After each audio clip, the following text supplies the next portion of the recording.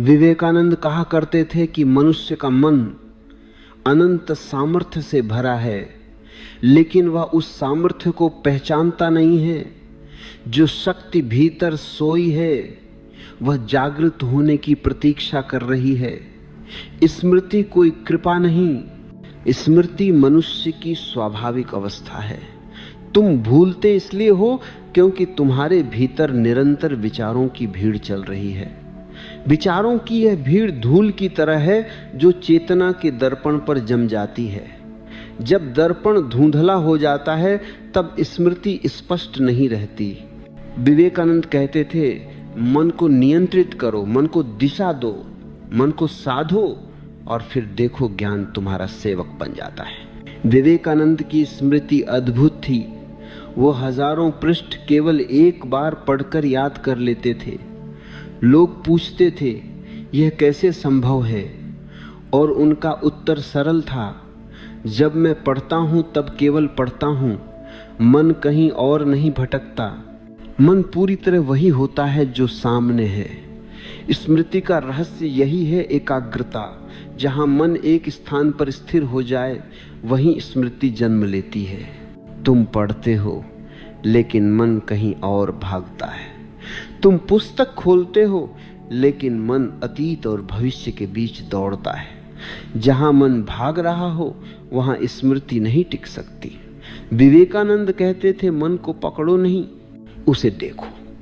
जैसे ही तुम देखने वाले बन जाते हो मन शांत होने लगता है, और जब मन शांत होता है तब स्मृति स्वाभाविक है। विवेकानंद का जीवन स्वयं एक घोषणा था कि स्मृति केवल अभ्यास नहीं है, स्मृति आत्मविश्वास, साहस और संकल्प की भी धारा है।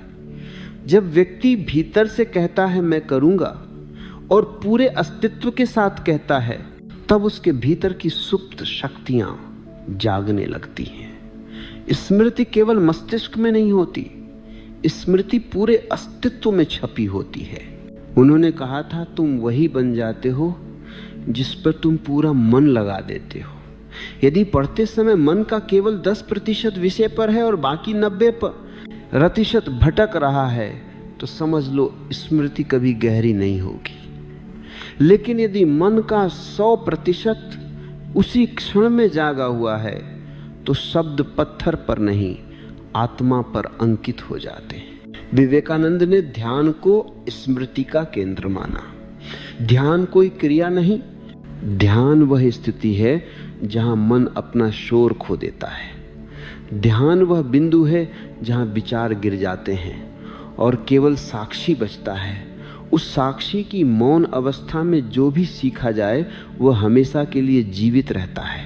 उन्होंने कहा, मन भी बंदर की तरह है, यदि उसे काम नहीं दिया जाएगा तो वह शरारत करेगा। इसलिए पढ़ते समय मन को लक्ष्य दो। हर पृष्ठ पढ़ने के बाद एक क्षण रुको, भीतर पूछो, क्या यह मेरे भीतर उतरा है? यदि उत्तर नहीं है तो दोबारा पढ़ो, लेकिन थकान से नहीं, श्रद्धा से। विवेकानंद की सबसे बड़ी शिक्षा थी, हर ज्ञान को अपने जीवन में उतारो। केवल शब्द न सीखो, अनुभव सीखो। जब ज्ञान जीवन बन जाता है तब स्मृति की आवश्यकता ही नहीं रहती, क्योंकि ज्ञान तुम्हारे अस्तित्व का हिस्सा बन जाता है। मनुष्य ने ज्ञान इकट्ठा किया है, लेकिन उसने यह नहीं सीखा कि याद कैसे रखा जाए। वह किताबें पढ़ता है, पाठ याद करता है, जानकारी रटता है, लेकिन वह कुछ दिनों बाद गायब हो जाता है। जैसे बारिश की बूंद पत्ते पर टिकती है थोड़ी देर और फिर गिर जाती है। मन की स्मृति भी वैसी ही है। तुम पढ़ते हो लेकिन तुम्हारी चेतना पढ़ नहीं रही होती, सिर्फ तुम्हारी आंखें पढ़ रही होती। और आंखें पढ़ सकती हैं लेकिन स्मृति नहीं बना सकती।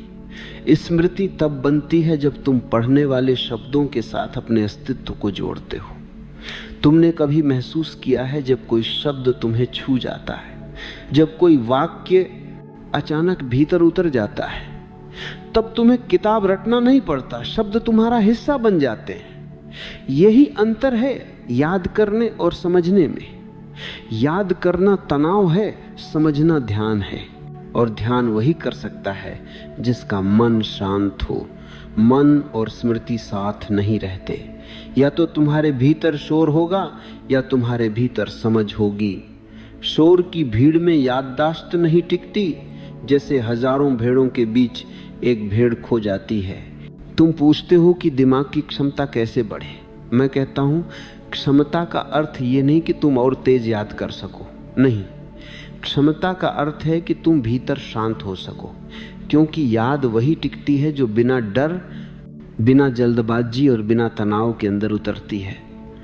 जब तुम किसी पुस्तक को पढ़ते हो और परीक्षा का डर तुम्हारे साथ बैठा हो, तब शब्द शरीर के बाहर ही घूमते रहते हैं, कोई भीतर नहीं उतरता। भय और स्मृति शत्रु हैं। जिस क्षण तुम डरते हो उसी क्षण स्मृति दरवाजा बंद कर देती है। ध्यान देकर पढ़ने का मतलब यह नहीं कि तुम जबरदस्ती मन को बोले कि ध्यान दे। ध्यान तो खिलना है। ध्यान वह नस है जहां तुम पूरी तरह उपस्थित हो। जब तुम पुस्तक खोलो तो पहले अपने भीतर थोड़ी शांति आने दो। 5 मिनट सिर्फ बैठो, कुछ मत करो। सांस भीतर जाए और बाहर आए और तुम बस गवाह बनो। धीरे धीरे तुम्हारा मन स्थिर होने लगेगा, और जब मन शांत होता है तब स्मृति पानी पर लिखे शब्द नहीं, पत्थर पर खुदे अक्षर बन जाती है। जो याद करना चाहते हो उसे महसूस करना सीखो। अगर तुम विज्ञान पढ़ रहे हो तो उसे सिर्फ टेक्स्ट की तरह मत देखो। प्रश्न करो, खेलो, अनुभव करो। यदि तुम इतिहास पढ़ रहे हो तो तारीखें मत रटो, उस युग में जियो। वह हवा महसूस करो, उन लोगों की भाषा सुनो, उनके संघर्षों को अपनी धड़कनों में उतरने दो। फिर तुम्हें याद रखने की जरूरत नहीं पड़ेगी, क्योंकि याद एक प्राकृतिक सुगंध बन जाएगी। मनुष्य जब दिलचस्पी से पढ़ता है तो उसका दिमाग तेज होता है, और जब मजबूरी से पढ़ता है तो उसका दिमाग थक जाता है। मजबूर दिमाग कभी याद नहीं करता, वह सिर्फ भागता है। और तुम ध्यान दो तो तुम देखोगे किताब सामने होती है, लेकिन मन कहीं और यात्रा कर रहा होता है। इसलिए पहला कदम है पढ़ते समय पूरी तरह उपस्थित होना। दूसरा कदम है बीच बीच में मौन। लगातार शब्द, लगातार जानकारी दिमाग को भारी कर देती है। थोड़ी देर पढ़ो, फिर आंखें बंद करो। जो पढ़ा है उसे भीतर गिरने दो। जैसे किसान बीज डालकर तुरंत पानी नहीं देता, बल्कि थोड़ी देर मिट्टी को उसे पकड़ने देता है, उसी तरह बीच बीच में विराम स्मृति को मजबूत बनाते हैं। तीसरा कदम है तुलना और पुनरावृत्ति, लेकिन मृत पुनरावृत्ति नहीं, बल्कि जीवंत पुनरावृत्ति। मृत पुनरावृत्ति वह है जहां तुम बिना समझे दोहराते हो। जीवंत पुनरावृत्ति वह है जहां तुम समझ की पुष्टि करते हो। स्मृति को बढ़ाने का सबसे बड़ा तरीका है स्मृति पर विश्वास छोड़ देना। यह विरोधाभास है मगर सत्य है। जितना तुम याद रखने की कोशिश करते हो उतना मन तनाव में आ जाता है, और जब मन तनाव में हो तो कुछ भी याद नहीं रहता। लेकिन जब तुम सहज होते हो, हल्के होते हो, तब स्मृति नदी की तरह बहती है। इसलिए अगली बार जब तुम पढ़ो तो याद रखना, तुम जानकारी याद करने नहीं बैठे हो, तुम अपने चेतन मन को विस्तार देने बैठे हो। और जब चेतना विस्तार लेती है तो स्मृति अपने आप बढ़ जाती है। याद रखना, पढ़ाई का अर्थ जानकारी संग्रह नहीं, बल्कि खुद को बदलना है। और परिवर्तन हमेशा ध्यान में होता है, जल्दबाजी में नहीं। यही कला है समझ की, ध्यान की, स्मृति की। जब मैं कहता हूं कि सीखना एक कला है, तो तुम्हें याद रखना चाहिए कि हर कला धीमे कदमों से खिलती है। तुमने कभी फूल को जल्दबाजी में बढ़ते देखा है क्या? नहीं। फूल समय लेता है, धूप लेता है, बारिश लेता है, हवाओं का स्पर्श लेता है, फिर धीरे धीरे उसकी पंखुड़ियां खुलती हैं। तुम भी फूल हो, तुम्हारा दिमाग भी एक बीज है। अगर तुम उसे समझ के पानी दो, ध्यान की धूप दो और उपस्थित होने की मिट्टी दो, तो स्मृति खिलने लगेगी। लेकिन अगर तुम उस पर दबाव डालोगे, डर डालोगे, समय सीमा डालोगे, तो यह बीज मर जाएगा। याद रखना, दिमाग को मजबूर नहीं किया जा सकता, उसे आमंत्रित किया जा सकता है। तुम पूछते हो पढ़ा हुआ याद कैसे रहे? पहले समझो कि चीजें तुम्हें इसलिए भूलती हैं क्योंकि तुम उन्हें सिर्फ शब्द के रूप में लेते हो, अनुभव के रूप में नहीं। बिना अनुभव सीखना वैसा है जैसे बिना सांस के जीना। शब्द सिर्फ द्वार हैं, अनुभव मंदिर है। जो भी सीखो उसे अनुभव करो, उसके साथ खेलो, उससे बात करो जैसे कोई जीवित मित्र हो। अगर गणित सीख रहे हो तो सिर्फ सूत्र मत याद करो, उस सूत्र की धड़कन समझो। वह कैसे पैदा हुआ, क्यों पैदा हुआ, उसकी ज़रूरत क्या थी, उसके पीछे क्या तर्क है। जब किसी ज्ञान की जड़ समझ में आ जाती है तो याद रखने की जरूरत नहीं रहती, वो अपना घर ढूंढ लेता है। बच्चों को तुमने देखा होगा, वे सीखते नहीं, वे अब्जॉर्व करते हैं। वे किताब नहीं पढ़ते लेकिन सीख जाते हैं। वे भाषा रटते नहीं लेकिन बोल लेते हैं, क्योंकि उनके भीतर अभी तक वह नकली प्रयास पैदा नहीं हुआ है जिसके साथ बड़े लोग जीते हैं। बड़ा आदमी लाइव नहीं करता, परफॉर्म करता है। वह जीने की जगह एक्ट करता है, वह पढ़ने की जगह याद करने की कोशिश करता है। यही गलती है। याद रखने के लिए पहले भूलना सीखो। जो अनावश्यक है उसे छोड़ना होगा। मन में जितना कचरा है, जितना बोझ है, उतना नया ज्ञान जगह नहीं पाता। दिमाग एक कमरे की तरह है। अगर कमरे में पुरानी टूटी हुई वस्तुएं पड़ी हैं तो नई चीजें कहाँ आएंगी। इसलिए कभी कभी रोजाना 5 मिनट बैठकर यह पूछो, मेरे मन में कौन सी बातें बेकार पड़ी हैं, कौन सी बातें मुझे बांध रही हैं, कौन सी यादें मेरे अंदर सिर्फ शोर हैं, संगीत नहीं। धीरे धीरे तुम देखोगे कि मन हल्का होने लगा है। हल्का मन स्मृति का मित्र है, भारी मन उसका शत्रु। और हाँ, मैं तुम्हें एक रहस्य देता हूं, सीखने का सबसे अच्छा तरीका है सिखाना।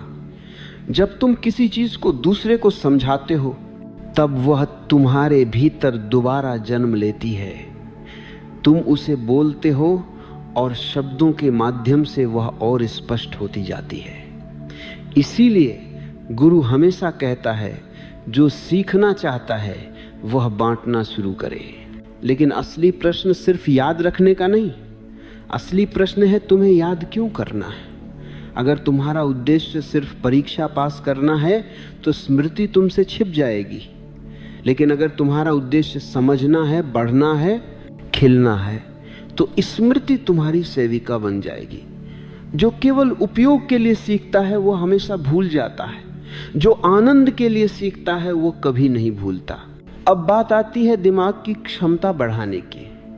क्षमता सिर्फ मेंटल एक्सरसाइज से नहीं बढ़ती, बल्कि भीतर की शांति से बढ़ती है। जैसे छोटी नदी शोर करती है लेकिन गहरा महासागर मौन रहता है। दिमाग जितना गहरा होगा वह उतना मौन में आएगा।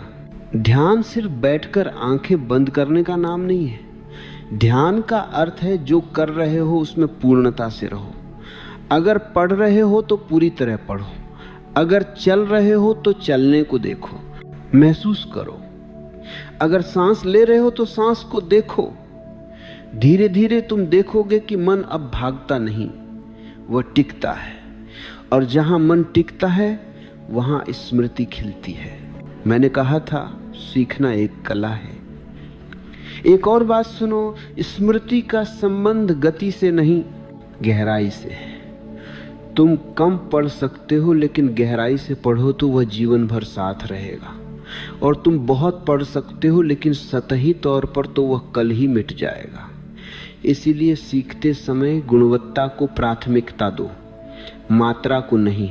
खुद की तुलना मत करो, तुलना तुम्हारे भीतर जहर बन जाती है।